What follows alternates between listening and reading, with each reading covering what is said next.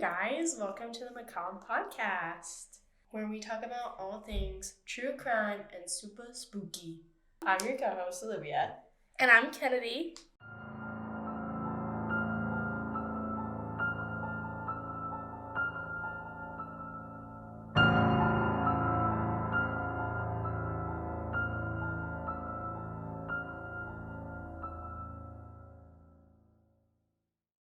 Okay. So I am going to talk about the Marc Angelucci. No, it's a very Italian name. It's Angelucci something. Angelucci, I think, probably. Something like that. It's Italian, so. But he was murdered in 2020, which is really good. That is great. So good. So, he was 52, and he was an American attorney, but not just a regular attorney.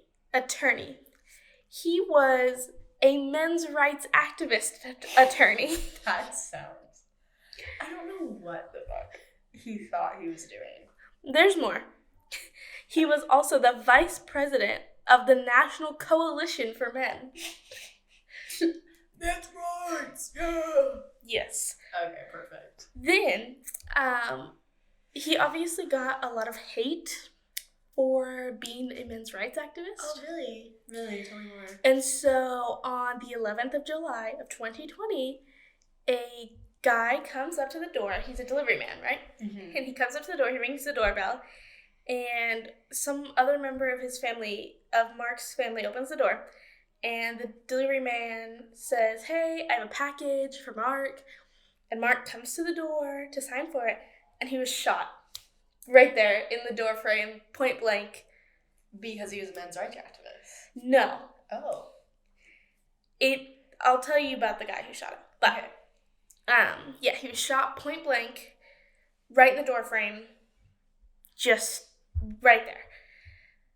A week later, this was in California. A week later, in New York City, another man is shot point blank by a delivery man in his door. So it's like a serial killer type of... Only two. Oh, okay. So not a serial killer. And once again, dead right there in the door. So let me tell you a little bit about the man who they suspect. First of all, his name is Roy Den Hollander. 2 words, Roy Den. So his first name is Roy Den? No, his first name is Roy. His last name is Den Hollander. Got it. Yeah.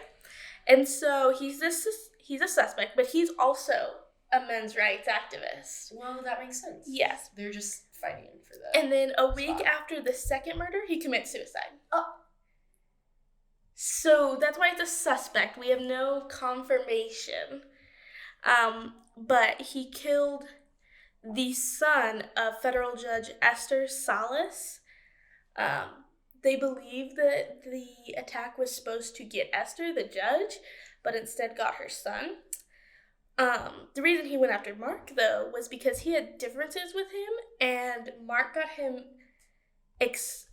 removed from the men's rights activist group. And so, yeah. And so he was all pissed off, and he was like, "This guy ruined my life." Let me see. And so this guy was like pissed that he got out of this anti-whatever group. And I want to read this to you because it says, Den Hollander, the guy, the suspect, was a self-proclaimed anti-feminist attorney. Well, that's important. That's the important part. And Marc made some progress in court with male discrimination cases. You know how males are discriminated against? Yes, because they're the minorities and women are objects. But according to Den Hollander's former colleague, in his mind, Marc was guilty of encroaching on Roy's territory. So Marc came in, stole Roy's thunder, and then he killed him.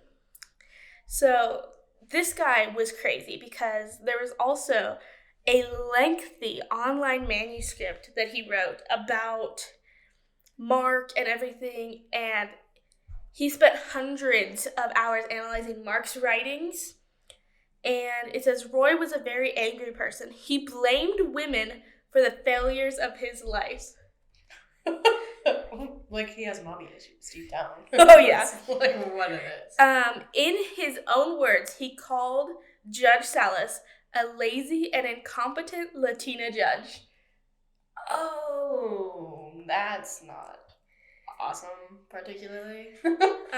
Yeah. And so he was all mad. The guy says he wrongly blamed Salas for slowing down one of his anti-feminist lawsuits. Oh, for sure. And so he was all pissed at Mark and this judge lady. And so, this guy, Roy, lived in New York City. And then in early July, coinkadinkly, Dan Hollander took a cross-country train trip to California. Which is where Mark lived. Listen. And then he came back to New York, and a week later, killed the son.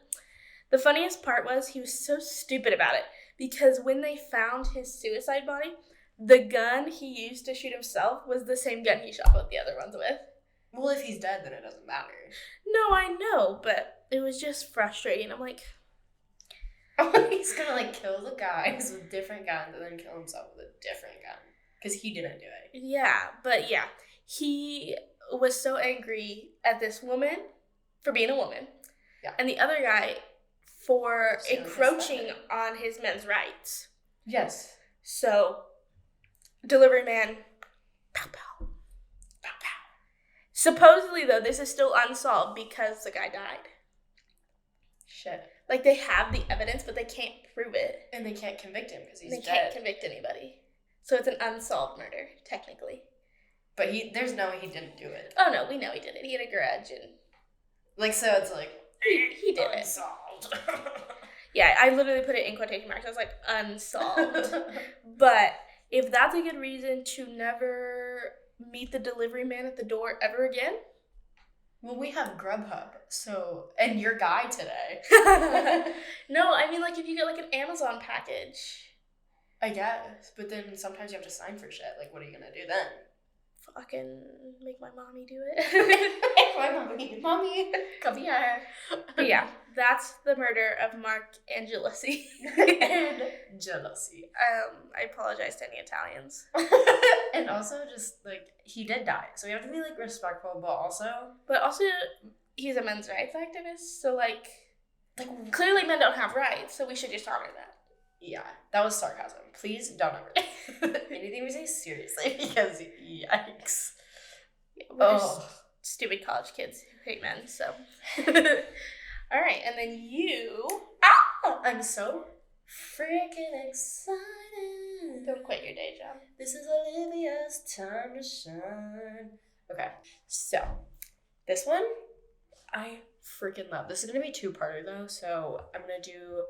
basically, like, the background of the family, and then I'm going to go into, like, the crime scene and, like, what's going on with that moment, and then I'll get into, like, the theories, and I'll do a little bit of her autopsy, but not, like, all of it, because there's some parts in there that lead to a theory, and I'm just going to leave that for the next part. Anyway, if you don't read the title, I'm going to do the JonBenet Ramsey case, and I'm so freaking excited. So, let's get into it. So, I'm going to start with the dad. I'm going to start with JonBenet Ramsey. He went to MSU. Is that who she's named after? Yes, because her full name is JonBenet Patricia Ramsey. So... Is Patricia the mom? Yeah. That's upsetting. Why is that upsetting? It's just her real name. I always thought JonBenet was weird enough. It is, but, like, it's kind of clever because they used... their names together. Like, it's kind of fun. It's kind of creepy. But, like, her sons, but, like, Patsy's other son, fucking Burke. Yeah, why couldn't they have named him John? Well, because John also has another son named John. So that's why. So he has a daughter named JonBenet. And a son named John Bennett. No, a son named John Andrews. Oh, I thought Bennett was their last name. No, it's Ramsey. Good one, investigator. Oh my god. No, Anywho. that's his fucking middle name. But they made JonBenet John Bennett. That's stupid.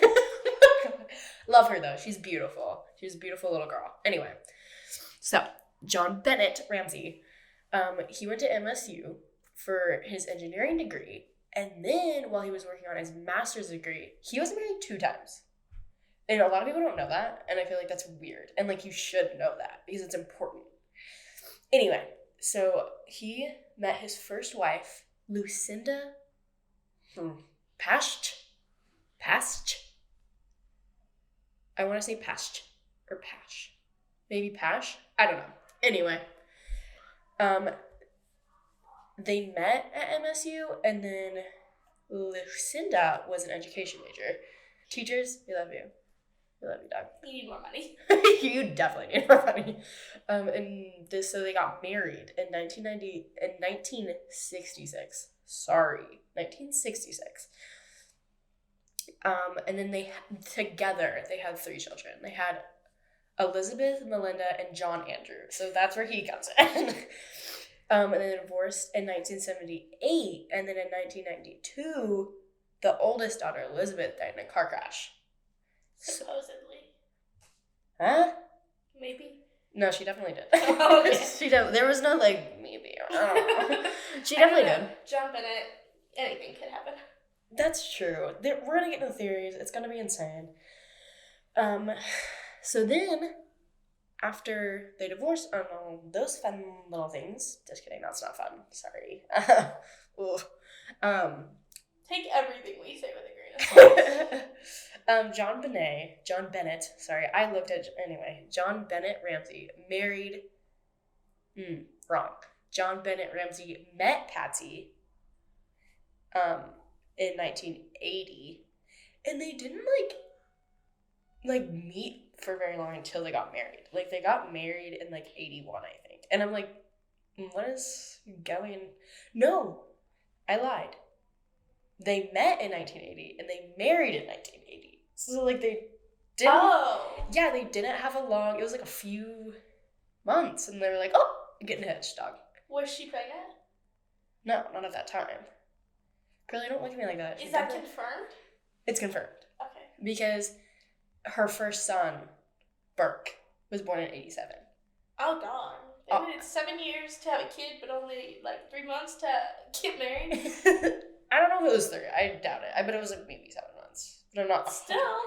Well, older people get lonely faster. They have less time to live. Oh, shit. They gotta move fast. Okay, so Patsy Ann, again, a hard fucking last name. Pooh? I'd say Pog. Pog? I don't know. P-A-U-G. See, at least I Googled mine beforehand. Fuck that, so. So, Patsy went to college at West Virginia for journalism. And, yeah, she's a queeneth. So Not this really, is we'll get into it. But in 1977, Patsy was actually already a beauty pageant queeneth. No, really? Yeah. Only beauty pageants make their kids do beauty pageants. They just live vicariously through their children. Oh, yeah.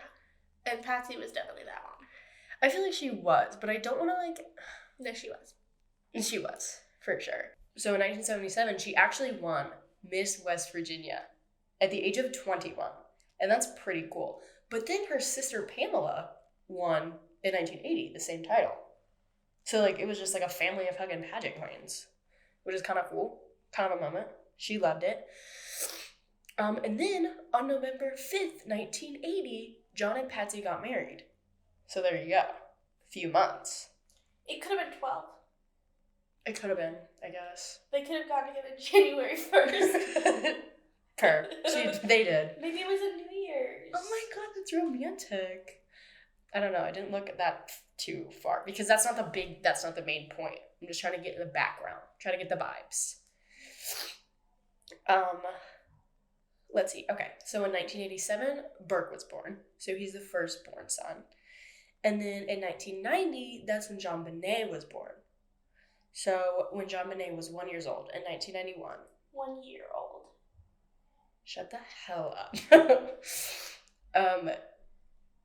The family So Burke, John, Patsy, and JonBenet moved to Boulder, Colorado for one of John's business opportunities. Now, I have no fucking idea what he does. Like, it says he's an engineer, but it also says he's just a businessman. So, like, he's just all over the world, all over the place. He's just doing the moment. He is the moment. And that's what I have to say about that. Now, we're going to get into the little miss, 6-year-old beauty queen herself. On August 6th, 1990, JonBenet was born in Atlanta, Georgia. So by the time she was 6, so from the span of when she was born to 6 years old, before she died, she won several pageant titles, and she was known for her big blonde hair that was curly and big and poofy, and her beautiful little smile. Now, there's a lot of controversy about, obviously, JonBenet in the pageant world because, like, toddler pageants, they literally dress their toddlers up as adults. Yeah. They're very sexualized as children. Yeah, the short skirts, the short dresses, and that's another theory I'm going to get into. And the makeup. And, yeah, so there's just a lot of controversy about it, and they had this case of JonBenet's trophies in their living room. I think it was a living room, but it was a case of all of her trophies from her pageants. And one of the family friends was like, oh, like, are those, like, all your trophies? And she goes, they're, like, JonBenet said, they're not really my trophies, they're my mom's. Oh, she said that? Yeah. And she was how old? Less than 6. Yeah, she was a baby. She was a baby. Patsy, I don't know. Like, Patsy, I feel, is very, like kind of controversial, to where Patsy may have been living vicariously through JonBenet, or possibly she could have been like, I really love pageants, so I'm going to try to see if JonBenet really liked pageants, and then it became like a mother-daughter thing. Except it didn't seem like JonBenet enjoyed it. That's fair. She was a baby, and babies don't like to do stuff like that.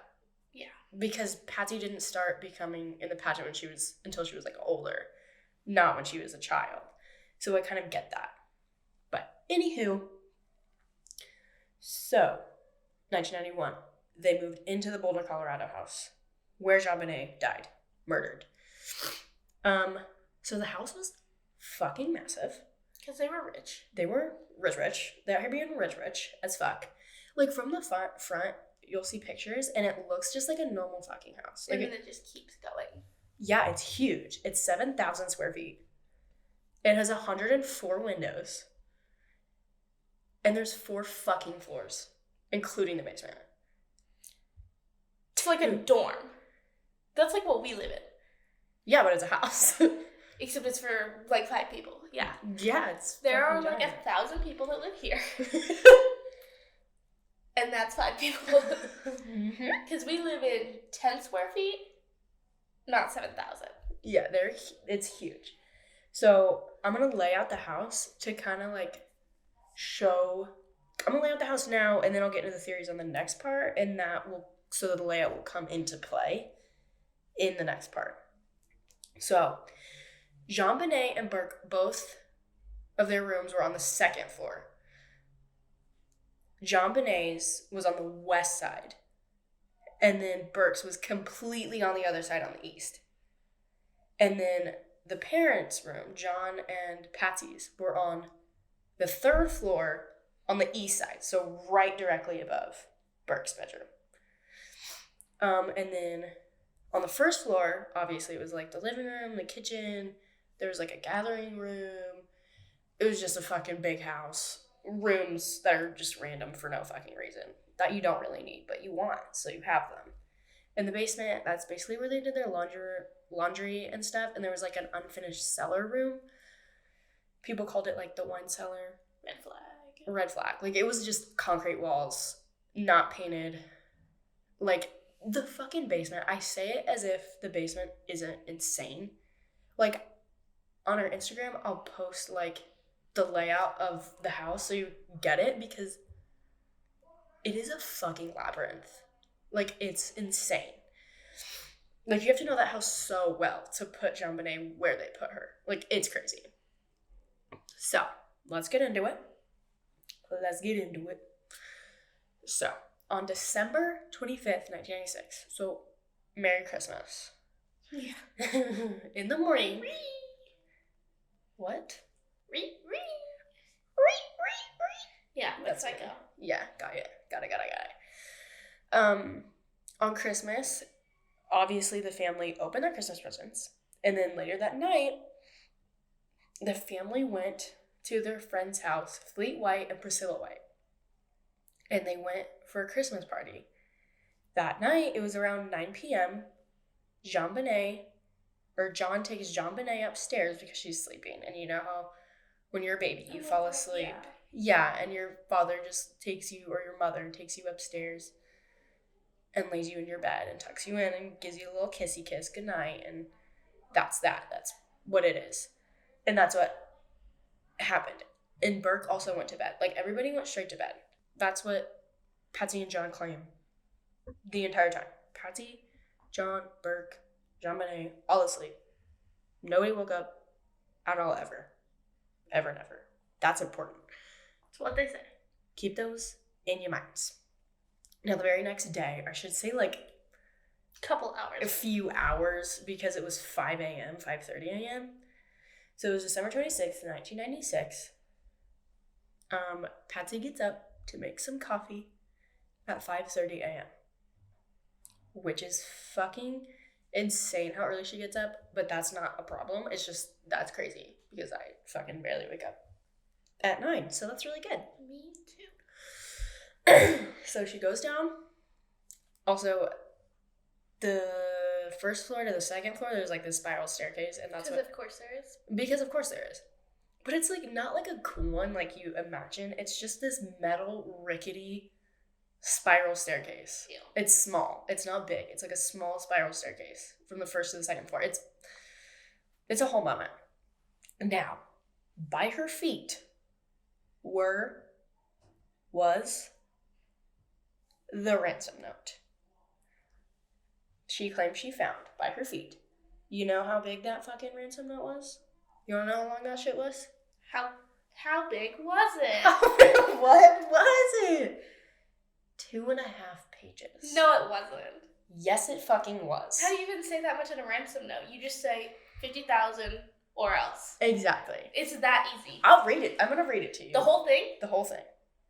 I'm gonna read it. Buckle in, folks. This is gonna be the next hour and a half of your life. It's really not that bad. But I'm gonna read it. Are you ready? All right, it goes. Mr. Ramsey, listen carefully! ! We are a group of individuals that represent a small foreign faction. We respect your business, but not the country that it serves. At this time, we have your daughter in our possession. Now, throughout this, they misspell words. They misspell words like possession and business. Like a woman does. Because women are never right. Yeah, because women are stupid. Because they fail. Okay, anyway. But not your country it serves. At this time, we have your daughter in our possession. She is safe and unharmed, and if you want her to see 1997, you must follow our instructions to the letter. You will withdraw $118,000 from your account. That's so specific. I know. Let's get into it. $100,000 will be in $100 bills, and the remaining $18,000 in $20 bills. What the fuck? Yeah. Make sure that you bring an adequate size attaché to the bank. It's like a bag. Oh. Okay. It's I think you're gonna need more than a bag to carry that shit. It's just they're fucking a foreign faction, yet they use the words attaché. Yeah. Baby That is wear. very French. That is very fancy. Like, people don't fucking use the word attaché. Anyway, when you get home, you will put the money in a brown paper bag. Just one? Yes. I will call you between 8 and 10 a.m. tomorrow to instruct you on delivery. Babe, the banks aren't open. It's Christmas. I know. That's another red flag. Is if anyone did this, they wouldn't do it. Like, they wouldn't say tomorrow because the banks aren't open. The banks aren't open. The delivery will be exhausting, so I advise you to be rested. If we monitor you getting the money early, we might call you early to arrange an earlier delivery of the money, and hence earlier delivery, which is crossed out, and they've changed it to pickup of your daughter. Any deviation of my instructions will result in the immediate execution of your daughter. You will also be denied her remains. Yeah. That's fucked up. For proper burial. The two gentlemen watching over your daughter do not particularly like you, so I advise you not to provoke them. Speaking to anyone about your situation, such as police, FBI, etc., will result in your daughter being beheaded. Ooh, yummy. Yeah. If we catch you talking to a stray dog, she dies. A stray dog? Yes, a stray dog. That's specific. That's specific. And weird. 2.5 pages, baby. Of this bullshit? Yeah. If you alert bank authorities, she dies. If the money is any way marked or tampered with, she dies. You will be scanned for electronic devices, and if they are found, she dies. You can try. They're very thorough. They are. They really are showing you. They talk about talking to stray cats too, because that is a little prejudiced. No, they don't. Just dogs. Okay, so I can talk to stray cats and she don't die, right? Yes, because they're very specific about who they can and cannot talk to. Like, there's gotta be a lot of loopholes with this bullshit. Always be vague. Okay, ready? I gotta finish it. I'm real close to finishing it. You can try to deceive us, but be warned that we are familiar with the law enforcement countermeasures and tactics. You stand a 99% chance of killing your daughter if you try to outsmart us. 99. Yes, because there's that 1% that they could. The loopholes. Yeah, the loopholes. They get it. They get that there's loopholes, so they might be able to find it. Follow our instructions, and you stand a 100% chance of getting her back. You and your family are under constant scrutiny, as well as the authorities. Don't try to grow a brain, John. You are not the only fat cat. Don't try and what? Grow a brain. Grow a brain. Oh, okay. Yeah. It's not what it sounded like. Sorry. Grow a brain, John. You are not the only fat cat around here. So they did. They mentioned the cat. So. But you can still talk to stray cats. Yeah. So don't think that killing will be difficult. Don't underestimate us, John. Use that good Southern common sense of yours. It is up to you now, John. Question. What? Am I mistaken that this was written on, like, the notepad that was, like, on the counter? You were not mistaken. I will talk about that. Okay. Because I was like, that's weird. That's fucking That they took weird. the time to write 2.5 pages Oh, don't worry, in the house. Don't worry, there's a rough draft, too. Oh, God! They're like, oh, fuck, I messed up again. There was a rough draft. It was like a page long, too. You're joking. And then How long were they there writing this bullshit? Including the page, without stopping, they said it took at least 20 to 30 minutes. Why? So they... Yeah. This case is so fucking chaotic for no goddamn reason. For no reason. I'm so upset. I know. Okay, I'm just gonna put myself in whoever did this' shoes, because we're not gonna talk about it yet. If I were to be the one doing this, even if I was staging it, Yeah. if I was going to stage something like this happening, I would not A, leave a rough draft, B, make that thorough of a ransom note. Clearly they don't know anything about ransom notes. Because it's very simple. You put the amount and who you have. It's that easy. And maybe a date and time. Maybe. It's not required. This is like 3 sentences max. No, they really wanted to get it thorough and get it They down. were like, I'm a real kidnapper. Can't you tell by the 3 pages I wrote? One of which I threw away because it wasn't good enough for good old Johnny Boy. I just want to say, like,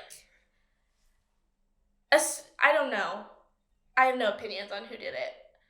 But if it was, like, the parents, like, they thought through some of this shit, they've got to be the dumbest motherfuckers. Like, they know nothing. They could have done a little research. But they didn't. They did none. They did nothing. Have they ever seen anything? Have they watched the news ever? Have they watched Blue Buds? 48 hours, baby. Come on. Cold case? Anything? So, the last thing they did in the note is they signed it victory exclamation point signed CBTC. CBAT? CBAT? Oh my god. Fuck, we know who did it. We solved the case. It's the Reddit guy. Guys. CBAT. We did it. Call the fucking ambulance. The FB goddamn I. It was CBAT. It was CBAT. We did it. It was that easy. It was literally just us. Two college idiots. Two college students. Who know nothing. Doing the true crime moment. And You they know, did it. I think, though, if they were to do a buddy cop movie, a pre-law and a film major, that's kind of fucking hilarious. But yet we know everything. We know everything. That's wrong. But, like, between the two of us, probably pretty close. We fucking got it. So, I find it fucking weird that they say, we respect your business, and then they go, the two men watching your daughter fucking hate you. Yeah. By the way. Maybe they're just Goonies. They aren't in on anything. They don't fucking get it. They don't know. They probably don't even speak English. They're foreign, remember? True. And then it starts with Mr. Ramsey, and then later, it's just John, which is weird. Yeah. Like, this whole thing, because also, in the rough draft, that I love so dearly, that happened to be there, the rough draft had Mr. and Mrs. Ramsey on it, and then crossed it off, and changed it to Mr. Ramsey. So they were, like, trying to figure out who they wanted to write it to. They were like, oh, I don't know. Miss Ramsey? Mr. Ramsey? Both of them? I don't know. That's fucking weird. Yeah, why? I mean, I would probably put both. It's both of their daughters. Daughter. Both of theirs, daughter. Yeah. But it's weird because they had no plan whatsoever. No, they went into this cold turkey. But that's like, that must have been, like, they went into it and they were like, let's murder.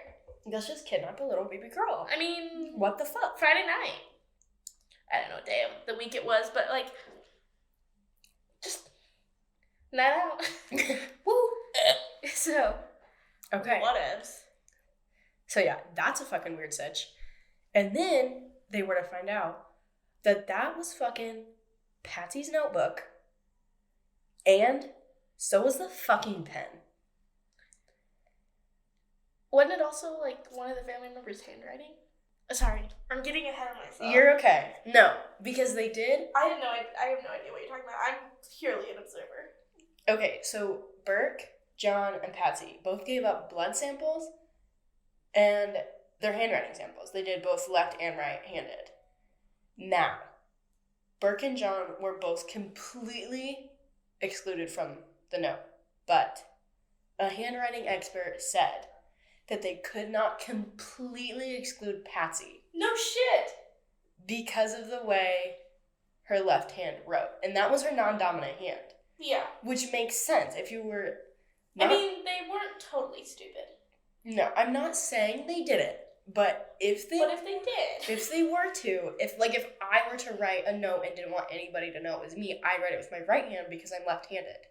Like, you would just think to write a different way so nobody could, like, get it.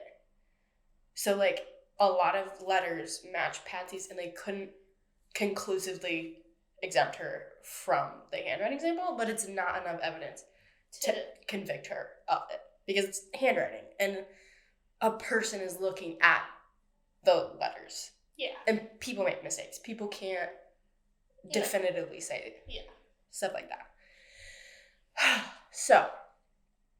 But still sus that it was Patsy's handwriting with Patsy's pen and Patsy's notebook in Patsy's house. Fucking Patsy's house.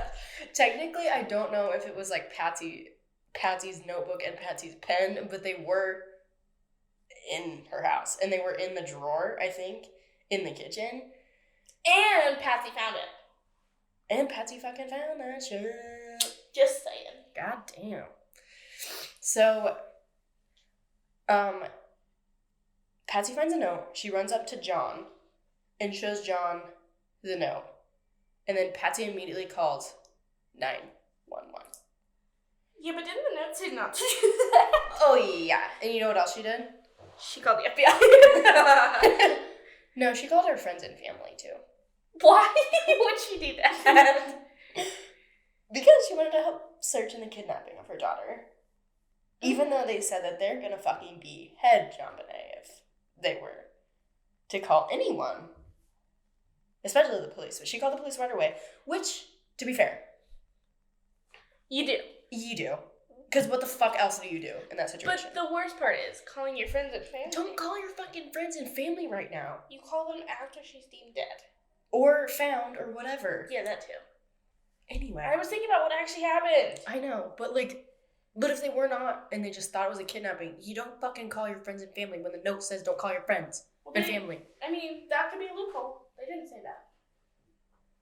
Well, they said anyone. You talk to anybody. A fucking stray dog, my guy. That's fair. Hey, stray dog. I don't know you, but my daughter kidnapped. I need to fucking find her. I do imagine John having that conversation with the dog on the way with the money. Yeah. That's kind of a moment. Anywho diddlies. Now, they call 911. She calls 911 around a little after 5:30, obviously. And then the police officer Rick French arrives first, around 6 a.m. It took that long. Like, a little bit before 6 a.m., I guess. But yeah. Oh. But the weird thing is, when French arrived, Patsy and John were both fully dressed. Patsy was in makeup, all done. She wasn't crying. I think she was worried, but she wasn't really she was freaking out. But before they had come, either she had gotten up and done all of that, because she just said she got up and went to go get coffee. She never mentioned her getting dressed and getting her makeup on. But the police were she was ready. She was ready to walk out the door. She had makeup on, she was dressed up, and so was John. But John said that when Patsy ran upstairs to give him the note, he was already getting dressed. So she could have been dressed, but they don't definitively say when she got dressed. So if she was beforehand and she got the note and then she was like, oh, let me put my makeup on, fucking weird. Mm-hmm. So French, before any detectives arrive, anybody else arrives, he does a sweep through the house. Okay. Now this motherfucker says he looked through the entire home. No, he didn't. But he went to the basement, you know what he did? Didn't find the fucking body there. But he tried to push on the cellar door, but it was latched, so he just walked away. Did not unlatch it? No, it was latched, so he just wouldn't do that. Yeah. It's an invasion, truly. Invasion of privacy, so he not latched. Little did he know, that's what the fucking body was. JonBenet was in there. Freezing. Well, she wasn't freezing. She was dead. She was just dead, babe. Anyway, that's where her body was found, but they haven't found her yet. Now, around 8 a.m., the first detective arrives. 2 hours later. Yep. Wow. Yep. And just to note, the call was supposed to come from 8 to 10, the call. That they said they would call him, let him know where to drop the money off, and that shit.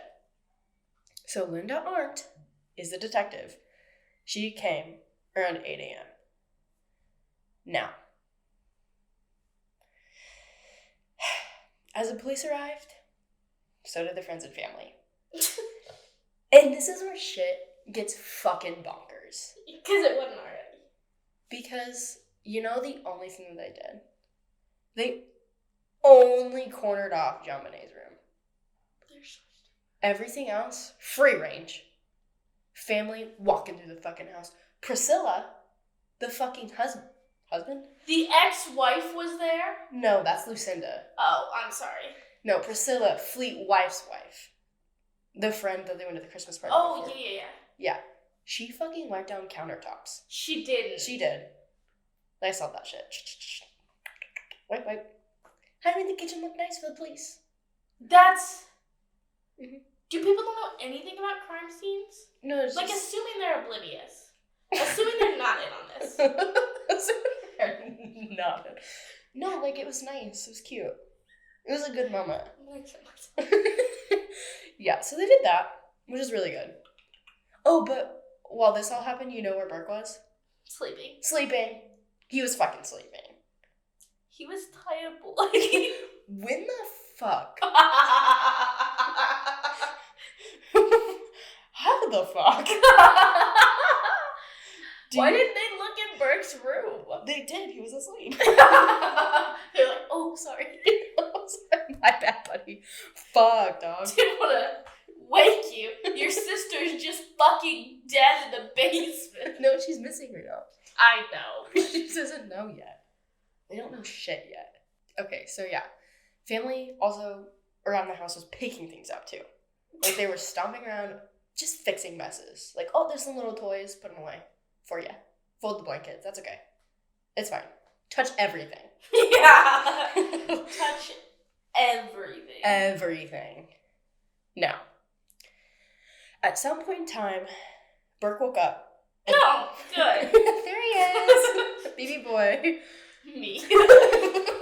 At some point in time. When? I don't fucking know. No one cares. Burke ended up going to Fleet White's house. So they didn't have to, like, deal with Burke being awake in this situation. That's fair. That is fair. He's like, what, 11? He's 9 at this time. Oh, okay. So he's little. And they don't want him a part of this, which I totally get. That's fair. Yeah. Except that... We'll get into it next part, babe. Now, they're waiting for the phone call. And for some odd fucking reason, nobody freaks out when it's past 10 a.m. Nobody realizes that 10 a.m. has passed. And nobody's freaking out. Nobody's like, what the fuck? Nobody notices. Not even fucking Patsy, not John. They don't know. Not the police? I think the police kind of, like, were paying attention, but, like, Patsy and John didn't fucking care. They didn't care. What were they doing? They were just... Cleaning. They were just doing their moment. They were just sitting there. They didn't know. But the thing is that they heard the phone ring once, and so they're like, oh my god. It wasn't fucking anybody. It's just, we've been trying to reach you about your car's extended warranty. Literally. That's what it was. That time! Yeah, basically.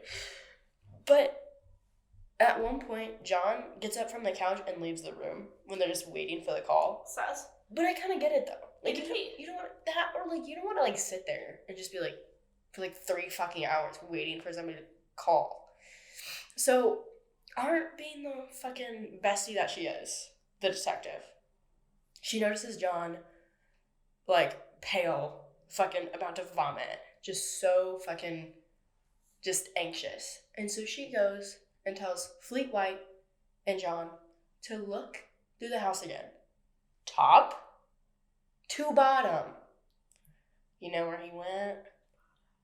Bottom to top. But they didn't get to the top. No shit. So.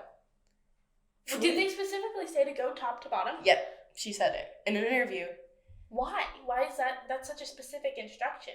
Well, because they always... They disobeyed. Specifically. Yeah, I know. But normally you would go top to bottom. Because they were still treating it as a kidnapping. Yeah. So they assumed that they had stolen JonBenet from her bedroom. So, and that's at the top, not the bottom. Yeah. So she was like, top to bottom. Go search, see if anything looks off. Go ahead. I think I'm going to go to the basement, actually. Why? Huh? Why would you do that unless she knew she was there? That's... Babe. Now, in the basement... There was a broken window. How did we not notice that the first time? Well, the window's kind of fucking confusing. But the window was broken. And people were like, oh my god, that's how the intruder broke in, obviously. And John goes, no. That's been broken. I did that. He did it. He got locked out of the house. So he threw a fucking brick in there. Climbed through the window, never fucking fixed it. It was like that for weeks. It's winter. It's winter. It was like that for weeks. Didn't fucking do anything about it. He's like, I meant to fix that. I don't have time. I don't have time to do that. But the weird thing is that they had a housekeeper, and she confirmed this, that there was a suitcase under the window. And the maid confirmed that the suitcase, the way it was when they had done the searches of the house, when JonBenet went missing, that it wasn't the way it was beforehand. So it looked like it had been moved. Probably by a family member. Probably by a fucking family member. They're like cleaning. They're fucking cleaning. And so they look, and at first, the family does not recognize the suitcase. They're like, I have no idea where this fucking suitcase is. I don't know what it is. I don't fucking know. At first. Later, it's found out that it was John Andrews' suitcase. Oh, the son. The son. The other son, not Burke. Yeah, the oldest son, because there was 2 daughters and a son from his past marriage. So it was the oldest son. It was his. And John Andrews was like, it's mine. It's mine. Why was it there? Nobody fucking knows. Nobody knows why it was there. It was just fucking there. And people were like, it's weird. I don't know why it's there. Because he didn't live there. He doesn't live there. No. He was like, it's mine. So it's confirmed that it's his. But the thing is, you know what was in there? No. Babies. Little kids. No. A penis. Yes. Oh my god. You got it. No. Oh, I thought you were being serious. It was filled with a comforter. From JonBenet's room. JonBenet's room. You're joking. In a Dr. Seuss book. From JonBenet's room? I don't know. It was just this Dr. Seuss book. Which one? I I feel like it's important. It's not fucking important. Now listen, I have seen this everywhere, but in the interview with Patsy Ramsey and John, when they're actually being questioned about the suitcase, they never mention this, but in other sources I have found it, so I'm not saying that this is 100% true, but there are claims that there were some of John Andrews' semen on the comforter. No. Yeah. I have not heard this. Yes. But I'm not saying it's factual. I saw it on some sources. I'm laying it out there, putting it on the plates. Now, I am going to talk about this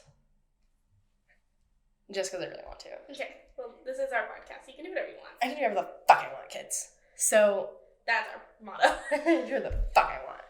So, we are explicit. So the thing is that the only reason I mentioned John Andrews and, like, the past family is because John Andrews kind of fucking comes in here.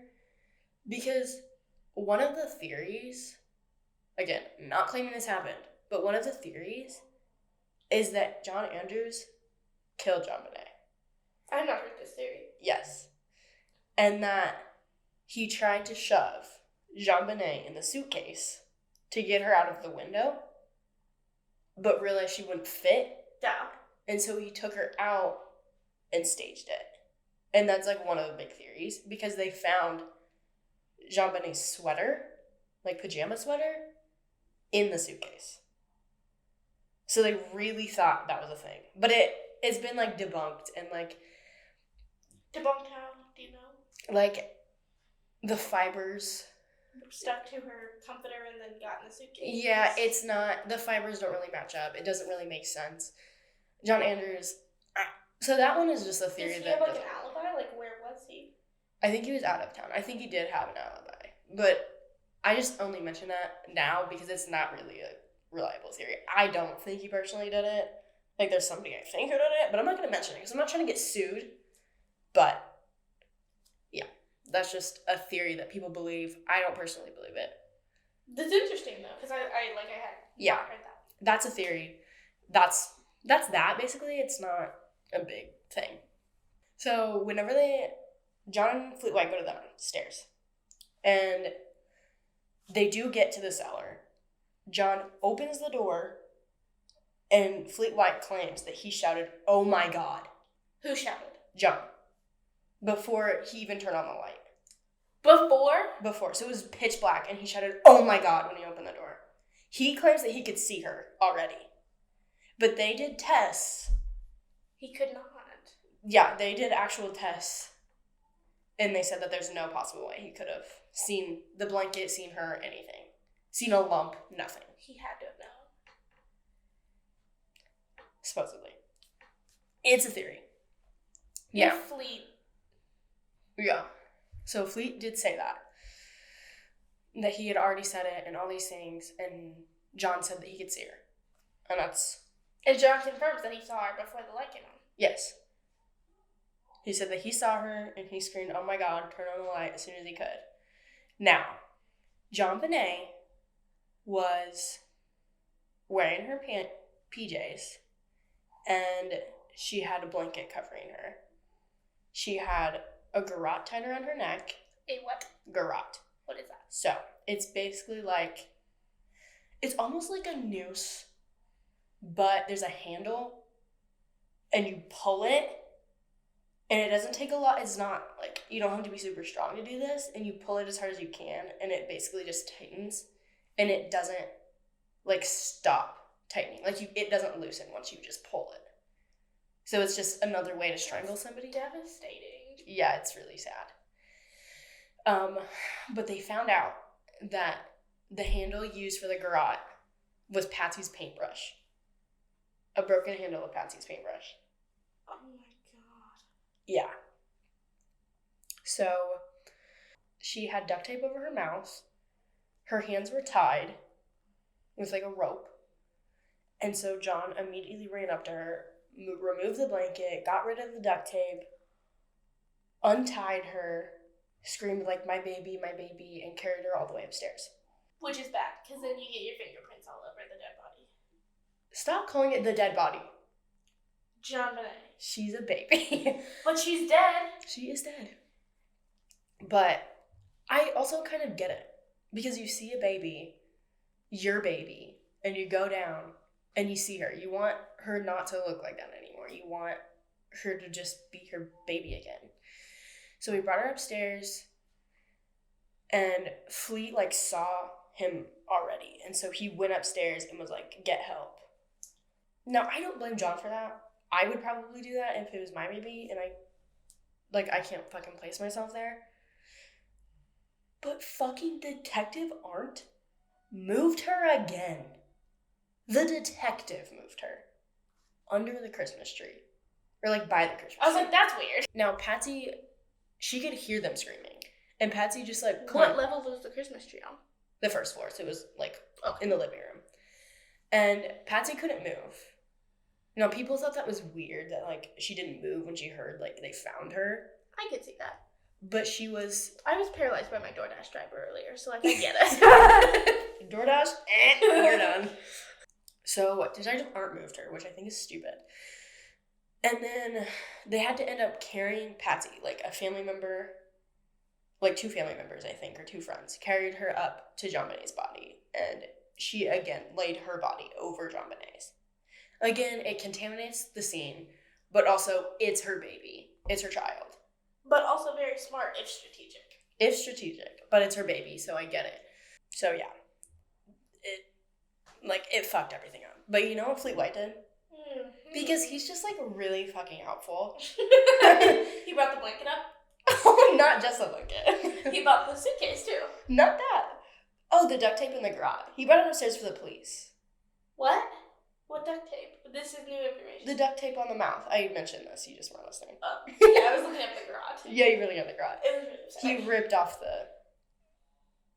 And he brought it. Good. Yeah, like... He's so good. It's helpful. He's so Well, we wouldn't have been able to do it without. No, he's just a sweetie little pie. Oh my God. Dumbest motherfucker. He's just a sweet little guy. He's literally the best. Love him, love him. Must be stupid. He's just... He's a fucking moment. That'd be me, though. If I was in a crime scene, I'd be like, can I help? Do I?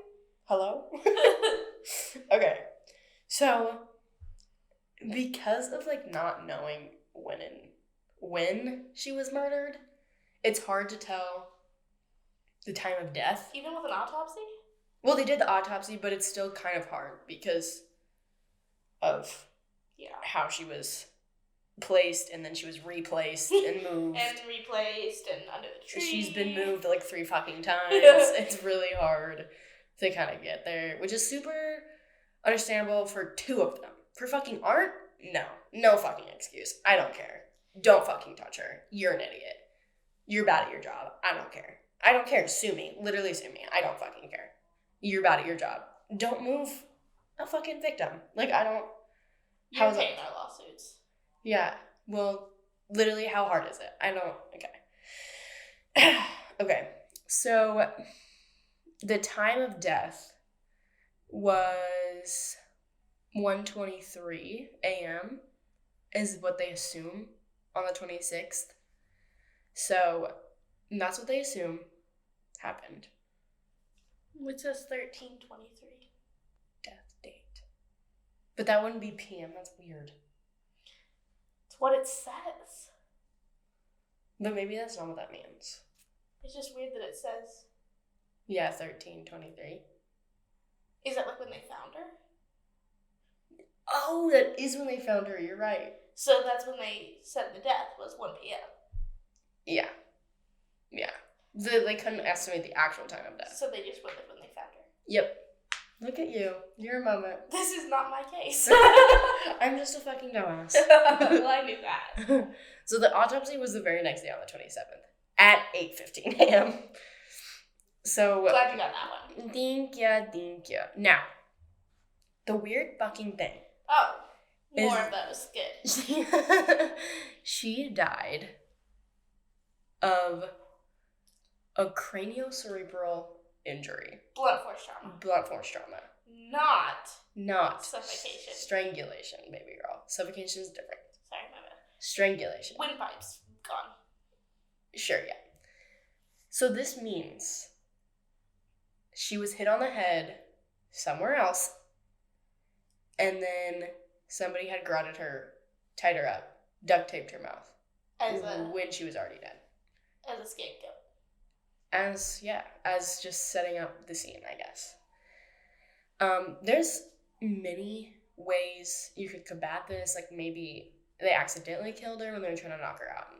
The intruder, there's, of course, the Burke theory, which we're going to get into, the family theory. She could have fallen, fuck. She could have fallen. She's a kid. She could have fallen down the basement steps. Somebody could have found her, put her in the basement. Like, it's a whole... It could be anything. It could be, honestly, a lot of things. And we're going to get into all of that shit. But the thing is that when somebody dies, you start to excrete mucus. But the thing is that the duct tape was placed, and the mucus was under the duct tape. Oh, so she had already been dead. So it's confirmed that she was already dead when the duct tape was placed, when her hands were tied, when she was garroted. All of that. Well, at least she didn't feel it.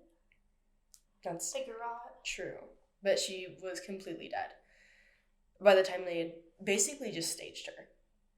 And her blanket, that was her favorite blanket, and she was sleeping with it at that time. So somebody had... To have known that. Well, she was sleeping with it. So somebody had to at least have taken her from her room and lured her downstairs. So, that is where I'm going to end it, and then we'll... Wow, such a happy note. Yeah. And I'll get even more into her autopsy, about the pineapple, all that shit, in the next part. Oh, you don't know about the pineapple theory? I do not. Oh, shit. That's my theory. No, it's not. Don't sue me. But yeah, so I'm going to leave it right there, and we'll get into... the theories, the rest of the autopsy, because there's fucking more, baby girl. Wow. But this was honestly just like a brief fucking overview. And on that note, just a little promo, since we are new. Promos. If you want to email us about a murder that you have done research on or are interested in, we are podcastthemacabre@gmail.com. We are the Macabre Podcast on Facebook and Instagram.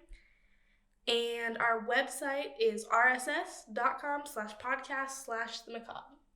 So you can check us out in any of those places. You can listen to us on iTunes and Spotify. And we're going to try and post on Thursdays. And maybe bi-weekly. We haven't quite decided that yet. Yeah. But probably Thursdays is going to be your best bet. And if you guys also have, like, any, like, stories that you want to submit or, like, anything, just email us. And maybe we'll tell some stories about your stuff, because I thoroughly enjoy those on podcasts. So that would be fun. I know next week I'm going to do my hometown murder. Oh? Because I've been saving up. I really want to do a lot of deep dive on that one because it's really exciting. Yep. Not exciting. Not exciting, but interesting. It happened in your town. Yeah. So stay tuned for that. And part 2 will also come with that. Yes. Part 2 of the JonBenet Ramsey. Yep, and we'll finish it there, hopefully. I think we will. Because it might be a 3-parter. We'll see. I don't think so. I think I'll be good. But other than that, thanks for listening to The Macabre. And we'll see you next time.